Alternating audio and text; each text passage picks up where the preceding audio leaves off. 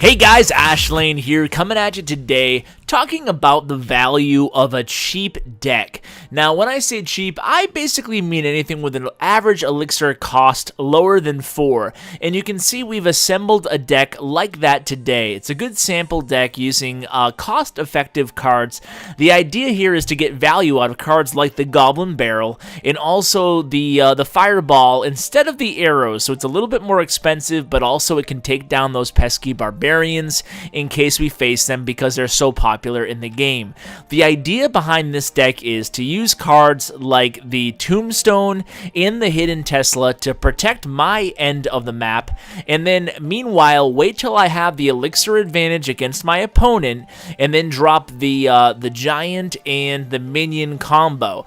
Now the Tesla is an important card here because you can center it right in the middle of your map defensively, and therefore it can attract enemies from each lane. It's a really important pro to the Tesla card that not a lot of people are talking about. So keep that in mind. The idea here is to eventually pull off that giant minion combo.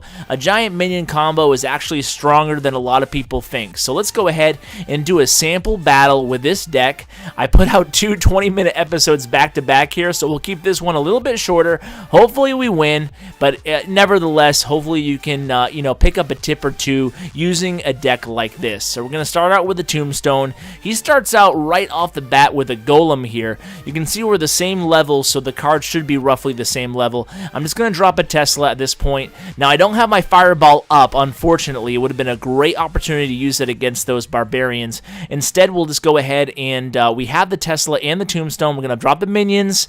He has arrows up. That helps him out, but you can see the Golem's pretty much nullified at this point, and I'm left with the Goblin Hut left standing, which is good for me, obviously. I'm going to drop the Tombstone. The idea at this point, and here comes a rocket. I was going to say the idea at this point is to get a nice funnel of troops just, making their way one after the other into the lane. Then I can wait till I have the elixir built up to drop my giant. Instead, I'm going to drop that Goblin Barrel because I knew he had just played his rocket and his arrows, so I don't know what he has right now. Surely he has the Golem in his cards right now, so I want to be prepared for that.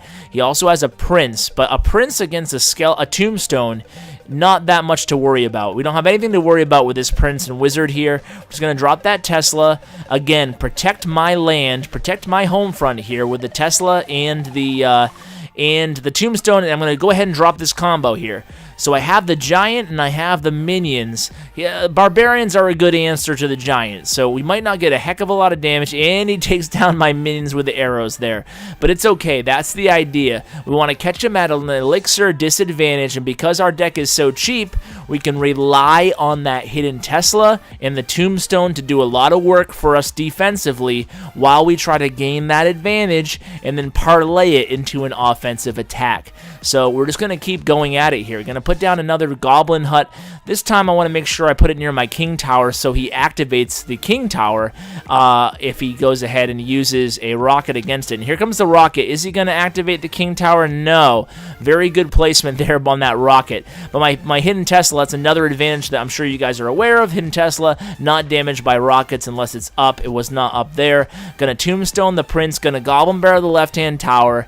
At this point, things are getting a little bit fast here, and that's the beauty. When it goes into double elixir, that's where a deck like this, a cheap deck, really shines. I'm going to Fireball, and look at how much value I just got out of that Fireball. Took out the Minion Horde and the Barbarians. Now I have a huge elixir advantage. Now he drops the rocket.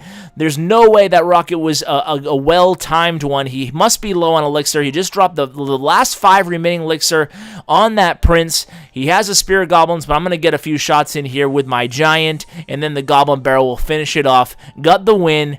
Yeah, buddy. All right, so that is basically, guys, the gist of how you play a really simple and cheap and effective deck. If you're struggling with more expensive decks, I would recommend going to a deck like this. You can switch out some of the cards too.